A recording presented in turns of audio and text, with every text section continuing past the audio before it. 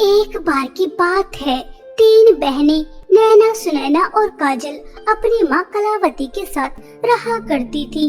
नैना और सुनैना दोनों जुड़वा थी और दिखने में बहुत ही ज्यादा सुंदर थी। और वहीं दूसरी तरफ उनकी बड़ी बहन काजल, वह नैना और सुनैना की तरह सुंदर नहीं थी, उसका रंग काला था।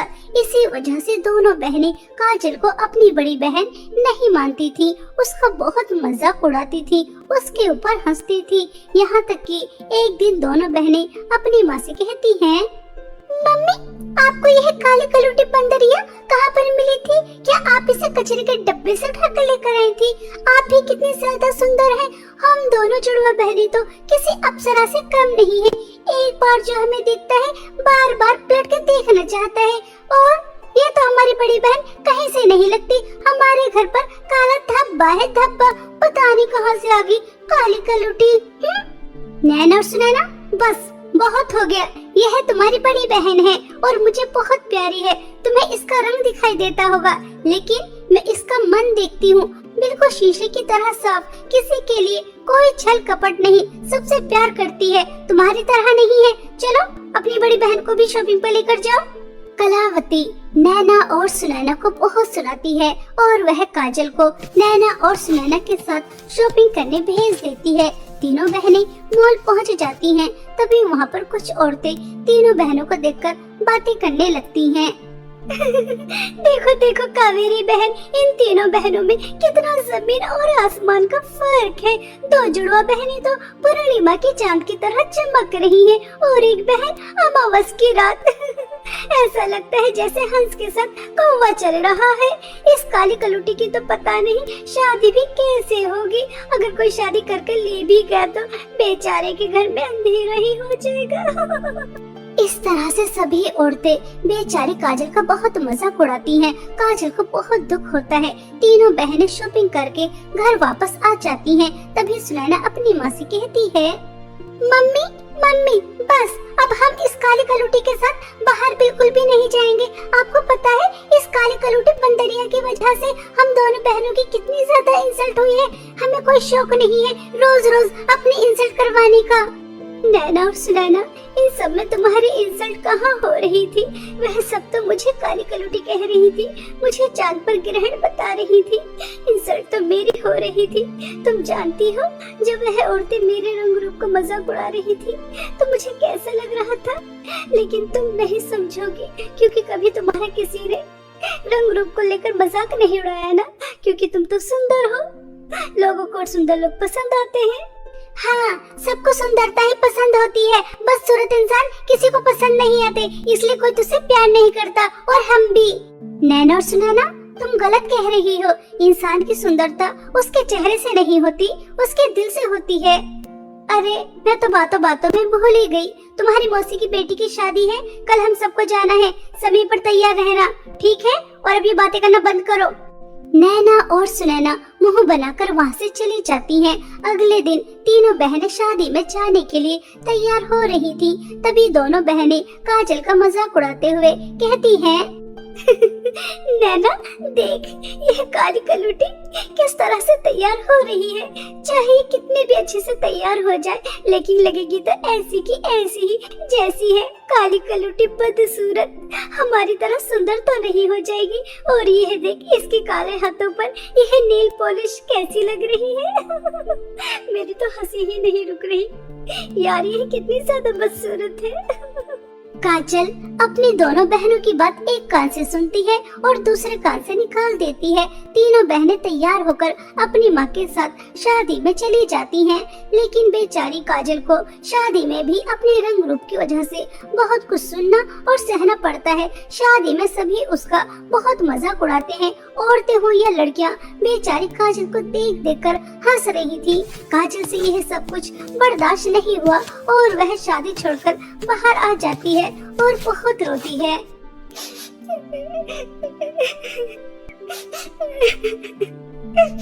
मेरा रंग काला है, मैं दिखने में सुंदर नहीं हूँ, तो इसमें मेरी क्या गलती? क्या बदसूरत लोगों को जीने का कोई हक नहीं होता? लोग बाग उन्हें उनकी जिंदगी में खुश क्यों नहीं रहने देते? आखिर दुनिया वालों को क्या मिलता है यह कहकर कि तुम बदसूरत हो? मैं जैसे भी हूँ मैं खुश रहना चाहती हूँ, लेकिन नहीं, ये दुनिया वाले मुझे खुश भी नहीं रहने देते। यहाँ तक कि मेरी बहनें भी सब मेरे ऊपर कैसे हंस रहे थे, जैसे मैं इंसान ही ना हूँ। इस तरह से काजल बहुत फूट फूट कर रो रही थी कि तभी उसे एक जख्मी बिल्ली नजर आती है। वह उसे प्यार करती है, उसके जख्मों पर जड़ी बूटी लगाती है, पानी पिलाती है। वह बिल्ली बिल्कुल स्वस्थ हो जाती है और वह भागने लगती है। काजल को वह बिल्ली बहुत प्यारी लग रही थी, इसलिए वह उसे पकड़ने के लिए उसके पीछे पीछे भागती है। वह बिल्ली भागते भागते एक अलग ही दुनिया में चली जाती है। काजल उस दुनिया के सुंदर नजारे देखकर चौंक जाती है। तभी उसे 3 नदी नजर आती हैं। एक नदी में सोने की नील पॉलिश बह रही थी, दूसरी नदी में चांदी की नील पॉलिश बह रही थी और तीसरी नदी में बिल्कुल सादी नील पॉलिश बह रही थी। अरे वह बिल्ली कहाँ है जिसकी मैंने सेवा की थी, और यह नील पॉलिश की नदियाँ किसकी हैं? ऐसी नदियाँ तो मैं अपनी जिंदगी में पहली बार देख रही हूँ। मैं कहाँ पर आ गई? मुझे तो कुछ भी समझ में नहीं आ रहा। मुझे यहाँ से वापस जाना चाहिए। मम्मी, नैना और सुनैना मेरा इंतजार कर रही होंगी। ऐसा सोचकर काजल वापस आ जाती है और घर आ जाने के बाद बस उसे नेल पॉलिश की 3 नदियां ही नजर आ रही थी। सुबह हो जाने के बाद वह नैना और सुनैना को नेल पॉलिश की 3 नदियों के बारे में बताती है। कहीं तो हमसे झूठ तो नहीं बोल रही? तूने सच में इस दुनिया से अलग ही दुनिया देखी है और वहाँ पर नेल पॉलिश की 3 नदियाँ हैं, वो भी सोने और चांदी की। सुनैना, चल इस काले बंदरिया की बात मान लेते हैं और चलते हैं वहाँ पर। नैना और सुनैना काजल की बात मानकर उसके साथ वह नेल पॉलिश की 3 नदियाँ देखने जाने लगती हैं। लेकिन इस बार काजल को रास्ता पहले की तरह साफ नहीं मिलता। जंगल में बहुत ही ज्यादा डरावनी आवाजें आ रही थी। तभी सुनैना नैना से कहती है, नैना, यह काजल की बच्ची काली कलूटी हमें कहाँ पर लेकर जा रही है? कहीं ये हमें यहाँ पर मारने के लिए तो नहीं लेकर आई? मुझे तो कुछ दाल में काला नजर आ रहा है। चल, इससे पहले ये हमारे साथ कुछ गलत करे, हम दोनों ही इस काले कलूटी का हमेशा हमेशा के लिए काम तमाम कर देंगे। इस काले साए से भी छुटकारा मिल जाएगा। इस तरह से दोनों बहनें आपस में बातें कर अपनी बड़ी बहन को मारने का प्लान बना लेती हैं। कुछ दूर और चलने के बाद उन्हें जंगली जानवर नजर आते हैं। तभी नैना और सुनैना काजल से हमेशा हमेशा के लिए छुटकारा पाने के लिए बेचारी काजल को जानवरों के सामने धक्का देकर वहां से भागकर आ जाती हैं। काजल किसी तरह से अपनी जान बचाकर वहां से आ जाती है और अपनी दोनों छोटी बहनों से कहती है, मुझे नहीं पता था कि तुम दोनों मुझसे इतनी ज्यादा नफरत करती हो कि मुझे इस तरह से मरने के लिए छोड़कर आ गई। मैं तो तुम्हें नेल पॉलिश की नदी दिखाने लेकर जा रही थी और तुम मेरे साथ ऐसा कर रही हो। काजल ऐसा कहकर रोने लगती है, लेकिन नैना और सुनैना को उसके आंसुओं से कोई भी फर्क नहीं पड़ता। ऐसे ही चलते चलते वह उस दुनिया में पहुंच जाती हैं जहां पर नेल पॉलिश की 3 नदियां बह रही थी। तभी वहां पर एक सुंदर परी आ जाती है और वह तीनों बहनों से कहती है, काजल, तुम बहुत अच्छी हो। मैं वही बिल्ली हूँ जिसकी तुमने सेवा की। तुम्हारी वजह से मेरा श्राप दूर हो गया। मैं दोबारा से परी बन गई। तुम्हारे सामने मेरी जादुई नील पॉलिश की 3 नदियाँ हैं। अगर तुम जादुई सोने की नील पॉलिश की नदी की नील पॉलिश अपने हाथों पर लगाओगी तो तुम परियों की तरह सुंदर हो जाओगी, और अगर तुम चांदी की नदी की नील पॉलिश अपने हाथों पर लगाओगी तो तुमसे ज्यादा अमीर इस दुनिया में कोई और हो ही नहीं सकता। और अगर तुम तीसरी नदी की नील पॉलिश लगाओगी जो बिल्कुल सादी है, तो ना तो तुम्हें सुंदरता मिलेगी और ना ही धन दौलत, बल्कि उसके बदले तुम्हें बूढ़ी परियों की सेवा करनी होगी, जिसे सिर्फ एक अच्छा इंसान ही कर सकता है। मुझे तो चांदी की नेल पॉलिश की नदी की नेल पॉलिश लगानी है और बहुत सारे धन दौलत पाकर इस दुनिया पर राज करना है। एक तो मैं पहले ही इतनी ज्यादा सुंदर हूँ, और अगर जादू सोने की नेल पॉलिश की नदी की नेल पॉलिश में लगाऊंगी तो मुझसे ज्यादा सुंदर तो पूरी दुनिया में कोई होगा ही नहीं। इसलिए मुझे तो सोने की नदी की नेल पॉलिश लगानी है। परी जी, मैं आपकी तीसरी नदी की नेल पॉलिश लगाना चाहती हूँ और बूढ़ी परियों की सेवा करना चाहती हूँ, ताकि उनकी सेवा कर कर मैं पुण्य कमा सकूं। मुझे सुंदरता का लालच नहीं करना और ना ही धन दौलत का, क्योंकि लालच बहुत बुरी बला होती है और बड़े बूढ़ों की सेवा कर कर मैं पुण्य कमाऊंगी जो सबसे बढ़कर है। काजल की बातें सुनकर परी के चेहरे पर मुस्कुराहट आ जाती है और तीनों बहनें अपनी अपनी नदी के अंदर से नेल पॉलिश उठाती हैं और अपने हाथों पर लगा लेती हैं। काजल बिल्कुल परियों की तरह सुंदर हो जाती है और दोनों बहनें बहुत ही ज्यादा बदसूरत नैना और सुनैना बहुत रोती हैं। तभी परी दोनों बहनों से कहती है, काजल तुम्हें हैरान होकर देखने की जरूरत नहीं है। तुमने ना तो सुंदरता का लालच किया और ना ही धन दौलत का। तुम्हारा मन साफ है, तुम हमेशा सबकी मदद करती हो, इसलिए तुम्हें सुंदरता के साथ साथ इतनी सारी धन दौलत भी मिली है। और तुम्हारी दोनों बहनों के मन में लालच है, वह हमेशा तुम्हारे साथ बुरा बर्ताव करती हैं। इन्हें अपनी सुंदरता पर घमंड था, इसलिए इनके साथ ऐसा हुआ है। परी जी, मुझे ना तो सुंदरता चाहिए और ना ही धन दौलत। मुझे पता है बदसूरती के साथ जीना कितना ज्यादा मुश्किल होता है और मैं अपनी बहनों को मुश्किल में जीता हुआ नहीं देख सकती। इसलिए मेरी बहनों को पहले की तरह सुंदर कर दो और मैं पहले की तरह बदसूरत होने के लिए तैयार हूँ, क्योंकि मुझे अपने रंग रूप के साथ जीने की आदत है, मेरी बहनों को नहीं। काजल दीदी, आप कितनी अच्छी हो। हमने आपके साथ कितना बुरा किया, यहाँ तक कि आपको मारने की भी कोशिश की। कभी आपको बड़ी बहन का दर्जा नहीं दिया, हमेशा आपसे नफरत की आपके रंग रूप की वजह से। दीदी, हो सके तो हम दोनों को माफ कर दो। आज हमें समझ में आ गया, सुंदरता कुछ नहीं होती, इंसान का दिल सुंदर होना चाहिए। दीदी, हमें माफ कर दो। नैना और सुनैना काजल से सच्चे दिल से माफी मांग रही थी, इसलिए वह पहले की तरह सुंदर हो जाती हैं। तीनों बहनें खुशी खुशी घर वापस आ जाती हैं। काजल को सुंदर देखकर कलावती बहुत ज्यादा खुश होती है। इस तरह काजल को परी की जादुई 3 नेल पॉलिश की नदी की मदद से सुंदरता भी मिल जाती है और अपनी दोनों बहनों का प्यार भी, जिसके लिए वह हमेशा तरसती थी। बहुत समय पहले की बात है। रामपुर नामक गांव में सिमरन अपनी सौतेली माँ कामिनी और सौतेली बहन जूही के साथ रहती थी। दोनों माँ बेटी बहुत ही बुरे स्वभाव की थी। वह बेचारी सिमरन के ऊपर बहुत अत्याचार किया करती थी, उससे घर का सारा काम कराती और अगर कुछ काम गलत हो जाता तो उसकी सौतेली माँ सिमरन की बहुत पिटाई भी किया करती थी। कामिनी जूही को पूरी आजादी दिया करती थी। वह अपने दोस्तों के साथ चाहे कितनी रात तक पार्टी करे, कितने भी पैसे उड़ाए, लेकिन कामिनी कभी एक शब्द जूही को नहीं कहती थी और सिमरन ऐसे ही दुखों की भरी जिंदगी अपनी सौतेली माँ और सौतेली बहन के साथ जी रही थी। एक दिन सिमरन अपनी सौतेली माँ से कहती है, माँ, सर्दी आ चुकी है, इस स्टोर में मुझे बहुत ठंड लगती है। अगर मुझे कंबल या रजाई मिल जाए तो मेरी ठंड कुछ कम हो जाएगी। पूरी रात मैं ठंड से कांपती रहती हूँ। लकड़ी जलाकर अपनी सर्दी कम कर लिया कर। मनहूस, बचपन में ही अपनी माँ को खा गई और जब इससे भी पेट नहीं भरा तो अपने पिता को खा गई। तो जैसे मनहूस लड़कियों को कुछ नहीं मिलता। मैंने अपने घर में सिर्फ तुझे इसलिए बर्दाश्त करके रखा है कि मुझे और मेरी बेटी को कोई काम नहीं करना पड़ता। अगर किसी नौकरानी को रखूंगी तो 2 पैसे बाहर जाएंगे। मैंने तुझे कल गेहूँ पीसने के लिए दिए थे, आटा कहाँ है? महारानी को रजाई चाहिए। माँ, गेहूँ नहीं पीसे, आज रात को पीस दूंगी। कल जूही दीदी ने अपने रूम को साफ कराया था, अपनी अलमारी साफ कराई थी, तो सारा समय वहीं लग गया। आज सभी गेहूँ पीस दूंगी, सुबह तक आपको आटा मिल जाएगा। हाँ, सुबह तक आटा मिल जाना चाहिए, वरना तुझे अच्छी तरह से पता है कि मैं तेरी कितनी पिटाई करूंगी। ऐसा कहकर कामिनी वहाँ से चली जाती है और सिमरन झाड़ू पोंछा, कपड़े धोना, इस्त्री करना सब काम करके अपने स्टोर रूम में अपने हिस्से का खाना लेकर चली जाती है और गार्डन से कुछ लकड़ियाँ इकट्ठा करती है और उन्हें जलाकर उसी के सामने बैठकर खाना खाती है। और कुछ समय बाद आग के सामने बैठकर ही सारे गेहूं चक्की पर पीसती है। गेहूं पीसते पीसते सिमरन के हाथ में छाले निकल आते हैं और सिमरन चक्की के पास बैठी बैठी ही सो जाती है। सुबह के 8 बज जाते हैं, लेकिन उसकी आंखें नहीं खुलती।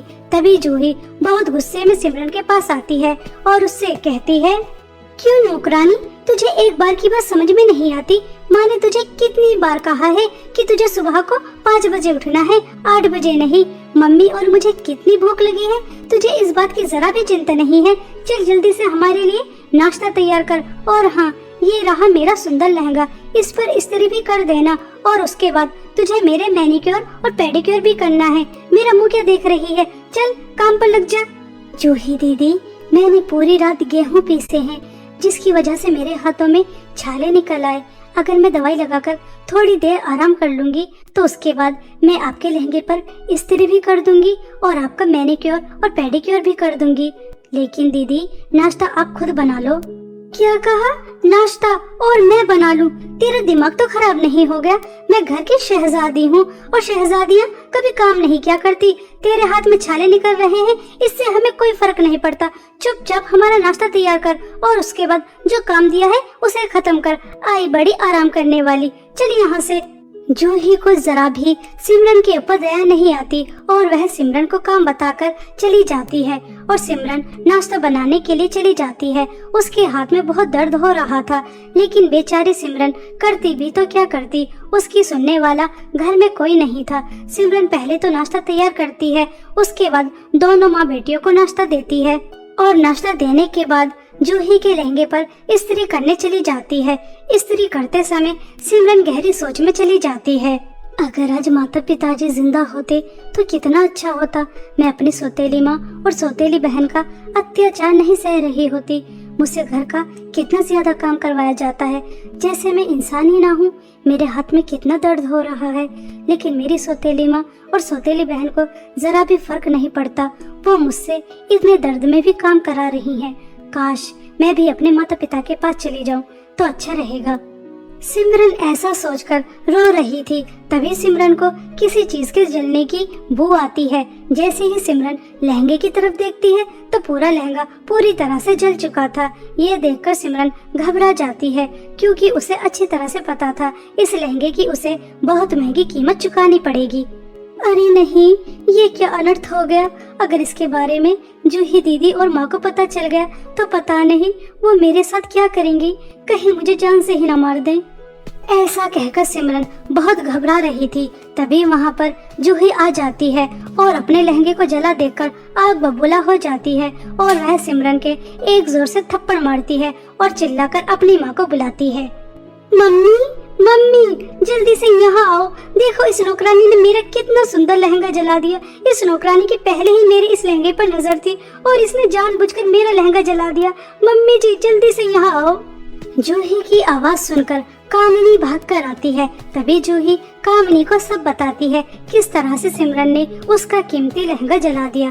तभी कामिनी इस्त्री उठाकर सिमरन के हाथ पर लगा देती है। तभी सिमरन रोते हुए अपनी सौतेली माँ से कहती है, माँ, ये आपने क्या कर दिया? मुझे कितनी जलन हो रही है। आपने मेरा हाथ जला दिया। पहले ही मेरे हाथ में छाले निकल रहे थे और आपने इस्त्री लगा दी है। मुझे बहुत दर्द हो रहा है। ये लहंगा मैंने जानबूझकर नहीं जलाया। आप दोनों मेरे ऊपर इतना जुल्म और अत्याचार क्यों करती हो? मैं भी तो इस घर की बेटी ही हूँ, सौतेली हूँ, लेकिन हूँ तो आपकी बेटी ही।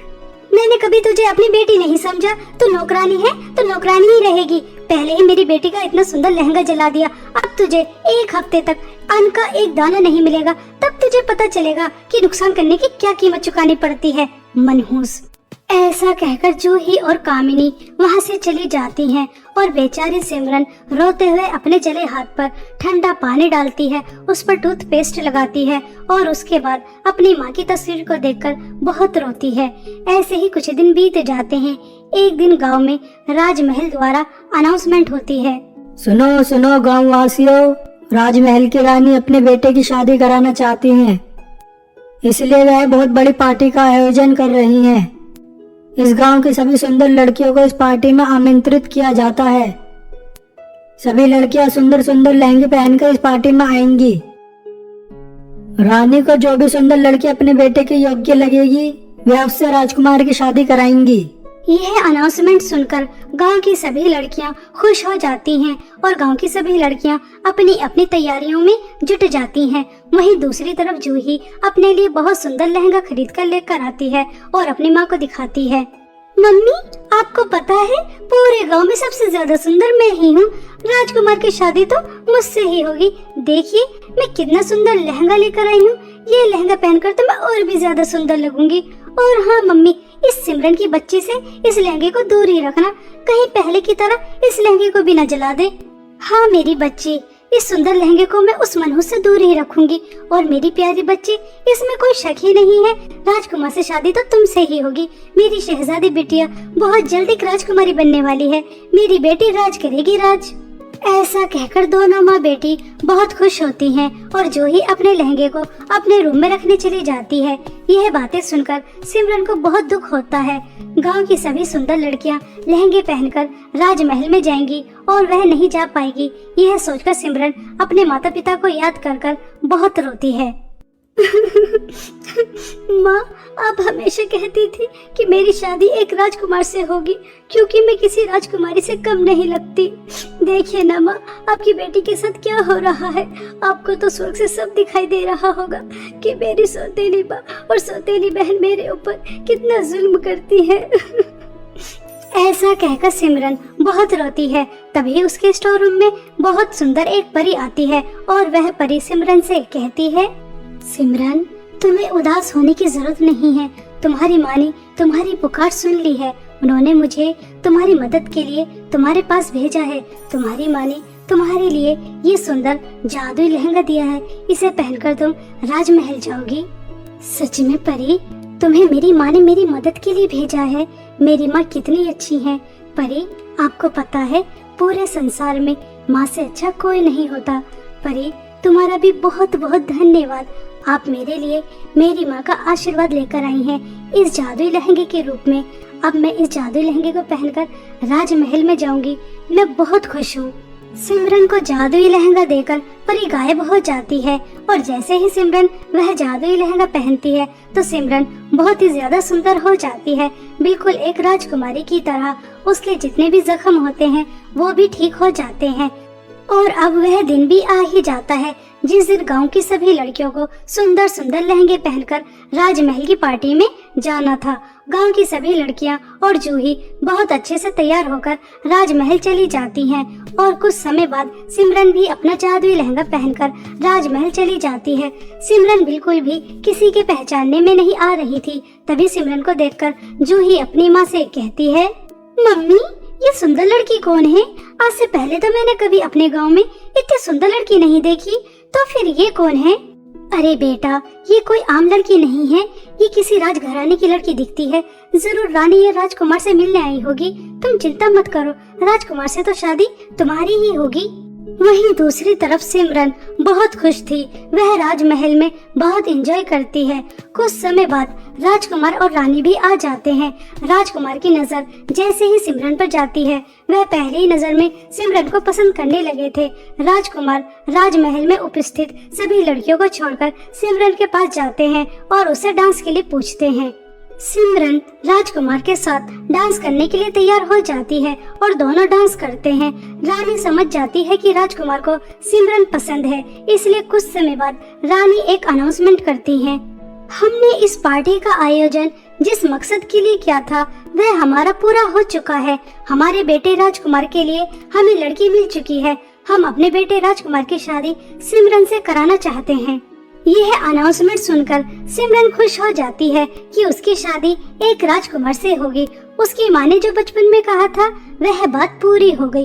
कामनी और जूही को भी पता चल जाता है कि सुंदर दिखने वाली लड़की कोई राजघराने की बेटी नहीं थी, ये तो सिमरन है जिसे उन्होंने नौकरानी बना के रखा था। दोनों माँ बेटी हाथ मलती रह जाती हैं। उन्होंने क्या क्या सोचा था, उन्हें कुछ भी नहीं मिलता और उन्हीं के सामने बहुत धूमधाम से सिमरन की शादी राजकुमार से हो जाती है। आज सिमरन बहुत खुश थी कि वह अपनी सौतेली माँ और सौतेली बहन के जुल्म और अत्याचार से बाहर निकल आई, सिर्फ जादुई लहंगे की मदद से।